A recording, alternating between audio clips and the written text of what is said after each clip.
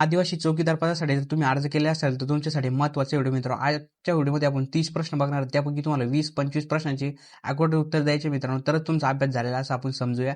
चला आपण व्हिडिओला सुरुवात करूया. प्रश्न क्रमांक 1 मध्ये बघू शकता 2026 मध्ये महाराष्ट्राची सद्यस्थितीत सध्याचे मुख्यमंत्री कोण आहे? तर याच्यामध्ये याचं उत्तर आहे मित्रांनो देवेंद्र फडणवीस सध्याचे मुख्यमंत्री आहे. आणि देवेंद्र फडणवीस डिसेंबर 2024 त्यांनी महाराष्ट्राचे 18वे मुख्यमंत्री म्हणून शपथ घेतली मित्रांनो. आणि त्यांचा तिसऱ्यांदा हा वेळ आहे. त्याच्यानंतर प्रश्न क्रमांक 2 मध्ये बघू शकता भारताचे सध्याचे सरन्यायाधीश म्हणून कोण आहे? तर यामध्ये प्रश्न विचारण्यात आलेला आहे. त्यामध्ये ऑप्शन तुम्ही बघू शकता. तुम्हाला 4 ऑप्शन यामध्ये देण्यात आलेले आहे. तर याचं उत्तर आहे मित्रांनो प्रश्न क्रमांक 2चं न्यायमूर्ती सूर्यकांत. हे 53वे सरन्यायाधीश आहे मित्रांनो. आणि 24 नोव्हेंबर 2025 रोजी राष्ट्रपती द्रौपदी मुर्मू त्यांना या पदासाठी शपथ त्यांनी दिलेली आहे. त्याच्यानंतर प्रश्न क्रमांक 3 बघूया मित्रांनो. महत्त्वाचे प्रश्न आहे तुमच्यासाठी मित्रांनो. नक्कीच शेवटपर्यंत बघा, नक्कीच तुम्हाला फायदा होईल. नुकतेच 2026च्या सुरुवातीला कोणत्या देशाने भारतासोबत द्विपक्षीय संबंध सुधारण्यासाठी विशेष करार केला? त्यामध्ये मालदीव, जपान, जर्मनी आणि फ्रान्स यापैकी याचं उत्तर आहे मित्रांनो मालदीव. त्याच्यानंतर प्रश्न क्रमांक खालचा बघूया. प्रश्न क्रमांक 4 मध्ये बघू शकता तुम्ही 2024च्या प्रतिष्ठेचा महाराष्ट्र भूषण पुरस्कार खालीलपैकी कोणाला प्रदान करण्यात आलेला आहे? तर महाराष्ट्र भूषण पुरस्कार मित्रांनो 2024चा शिल्पकार राम सुतार यांना देण्यात आलेला होता मित्रांनो. यामध्ये बघू शकता तुम्ही शिल्पकार राम सुतार. प्रश्न क्रमांक 5 बघूया मित्रांनो. आदिवासी विभाग पदासाठी तुम्ही अर्ज केलेला आहे मित्रांनो. तो महत्त्वाची व्हिडिओ मी तुमच्यासाठी आणत राहतो. आता महत्त्वाची व्हिडिओ तुम्ही एकदा बघू शकता आणि आपल्या टेलिग्राम चॅनलवर तुम्हाला महत्त्वाचे अपडेट मिळत राहते. त्यासाठी टेलिग्राम चॅनल पण कसं जॉईन करायचं सविस्तर मी तुम्हाला सांगणार आहे. तर प्रश्न क्रमांक 5 बघू शकता. भारताचे अंतराळ मानवी मोहीम पाठवण्यासाठी कोणती मोहीम तयार वेगाने सुरू आहे? तर चंद्रयान, गगनयान, मकरयान आणि सूर्ययान. तर याचं उत्तर आहे मित्रांनो गगनयान. चला प्रश्न क्रमांक 6 कडे वळूया. सध्या 2026 मध्ये भारतीय रिझर्व्ह बँकेचे आरबीआयचे गव्हर्नर कोण आहे? त्यामध्ये तुम्हाला ऑप्शन बघू शकता. रघुराम राजन, उर्मिला पटेल, शशिकांत दास, संजय मल्होत्रा. तर याचं उत्तर आहे मित्रांनो संजय मल्होत्रा हे आरबीआयचे गव्हर्नर आहे आणि 2026 पासून गव्हर्नर म्हणून त्यांची नियुक्ती करण्यात आली आहे. बघू शकता 2024चे T20 विश्वचषक स्पर्धेचे विजेतेपद कोणत्या देशाने जिंकले मित्रांनो? याचं उत्तर तुम्हाला सगळ्यांना माहित असेल. याचं उत्तर आहे मित्रांनो भारत, आपला देश. त्याच्यानंतर प्रश्न क्रमांक 8 मध्ये बघू शकता. महाराष्ट्र सध्याचे राज्यपाल कोण होईल? आता राज्यपाल तुम्हाला विचारण्यात आलेले मित्रांनो. आता राज्यपाल यांचं जिष्णुदेव शर्मा हा 8 नंबर प्रश्नाचं उत्तर आहे. जिष्णुदेव वर्मा महाराष्ट्राचे 22 राज्यपाल असून 10 मार्च 2026 रोजी मुंबईतील भवन राजभवन येथे आपल्या पदाची शपथ घेतली. मुंबई उच्च न्यायालयाचे मुख्य न्यायमूर्ती यांनी त्यांना गोपनीय शपथ दिली मित्रांनो. त्याच्यानंतर प्रश्न क्रमांक 9 बघू शकता.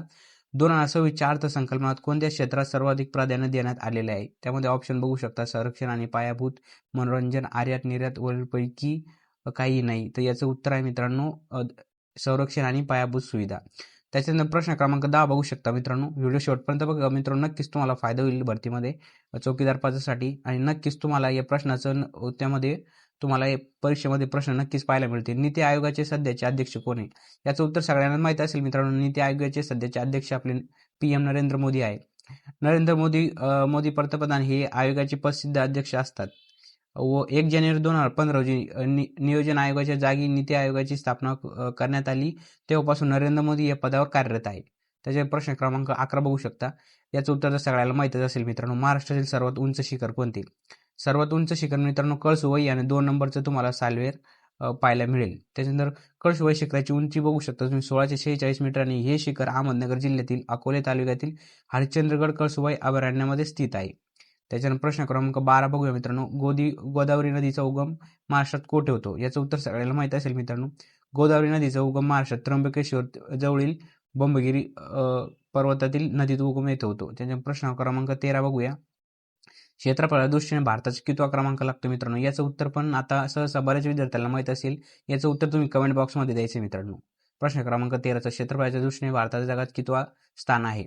त्यानंतर प्रश्न क्रमांक 14 बघू शकता मित्रांनो.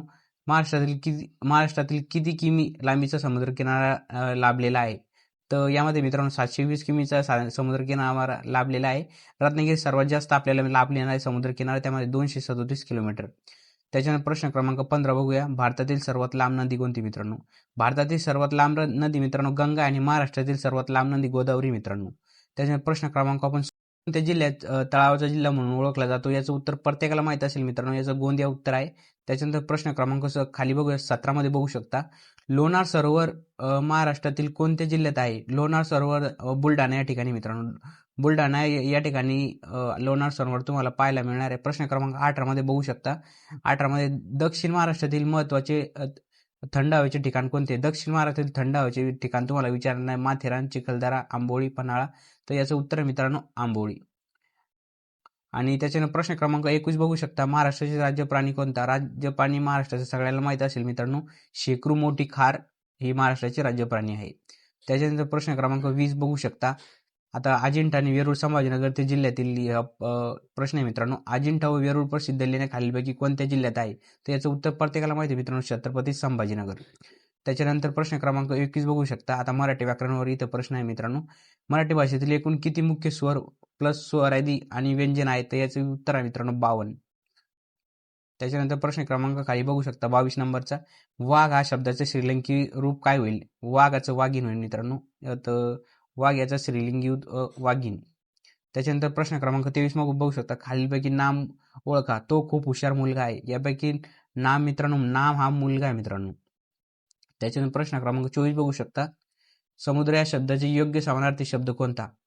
समुद्र या शब्दाचा योग्य समानार्थी शब्द रत्नाकर आहे मित्रांनो. रत्नाकर हा समुद्र याचा समान बघू शकता. कृतज्ञ या शब्दाचा विरोधार्थी शब्द तुम्हाला विचारण्यात आलेला मित्रांनो. कृतज्ञ या शब्दाचा विरोधार्थी कृतज्ञ आहे. त्याचे प्रश्न क्रमांक 26 बघू शकता. विधान या शब्दाचे श्रीलिंगी रूप काय होईल? विधान या शब्दाचे श्रीलिंगी रूप मित्रांनो विदुषी होईल. विदुषी. प्रश्न क्रमांक 27 खाली बघू शकता. हात देणे या वाक्य प्रकारचा योग्य अर्थ काय मित्रांनो? हात देण्याचा मदत करणे आहे मित्रांनो. हात देणे कोणाला म्हणजे मदत करणे. त्याच्यानंतर प्रश्न क्रमांक 28 बघू शकता. खालीलपैकी शुद्ध शब्द कोणता आहे मित्रांनो? आता तुम्हाला चुकीचा शब्द आणि शुद्ध शब्द परीक्षामध्ये यामधले पाहायचं मित्रांनो. तर शुद्ध शब्द तुम्हाला परीक्षा हा बी उत्तर आहे मित्रांनो. त्याच्यात प्रश्न क्रमांक 29 बघू शकता. मुलांनी आंबा खाल्ला या वाक्यातील प्रयोग ओळखा मित्रांनो. तुम्हाला आता प्रयोग ओळखायचा यामध्ये कर्तरी प्रयोग, कर्मणी प्रयोग, बाह्य प्रयोग, मिश्र प्रयोग. तर याचं उत्तर आहे मित्रांनो कर्मणी प्रयोग. म्हणजे आंबा खाल्ला गेला म्हणजे त्यामध्ये कर्म झालेलं आहे, त्यामुळं कर्मणी प्रयोग. त्याच्यानंतर खाली बघू शकता मित्रांनो. उंट आता म्हणी इथं विचारण्यात आलेली. उंटावरचा शहाणा या म्हणीचा योग्य अर्थ काय? उंटावर बसून माणूस मूर्खपणाचा सल्ला देणारा खूप हुशार व्यक्ती. तर याचं उत्तर मित्रांनो मूर्खपणाचा सल्ला देणारा. अशाच नवीन व्हिडिओसाठी मित्रांनो, अशाच प्रश्न विचारण्यासाठी आपल्या चॅनल सबस्क्राईब करा, बेल आयकॉन प्रेस करून ऑलवर सिलेक्ट करा. चॅनलच्या अबाउटमध्ये तुम्हाला लिंक देण्यात आली, त्या ठिकाणी लिंकवर क्लिक करून आपल्या टेलिग्राम चॅनल जॉईन करा मित्रांनो. आणि व्हिडिओला लाईक करत जा मित्रांनो. असेच महत्त्वाचे व्हिडिओ मी तुमच्यासाठी आणत राहतो. पोलीस भरती, वनरक्षक जी पण सरळ सेवा माध्यमात भरती होते मित्रांनो, आणि मुंबई पोलीस रिलेटेड जे पण अपडेट असेल मी तुमच्यासाठी आणत राहतो. त्यासाठी अजून आपल्या चॅनलला सबस्क्राईब करा. अजून तुम्हाला कोणत्या टॉपिकवर व्हिडिओ पाहिजे सविस्तर मला कमेंट करा. नक्कीच मी तुम्हाला त्या टॉपिकवर व्हिडिओ बनवून देईल मित्रांनो. आदिवासी विभाग झालं, कामगार भरती झालं, तुम्हाला ज्या टॉपिकवर व्हिडिओ पाहिजे त्या टॉपिकवर मी तो अभ्यासक्रम तुमच्यासाठी महत्त्वाचे व्हिडिओ आणत राहतो आणि महत्त्वाचे अपडेट तुमच्यासाठी टेलिग्राम चॅनलवर आणत राहतो. नक्की टेलिग्राम जॉईन करा. भेटूया नवीन व्हिडिओमध्ये.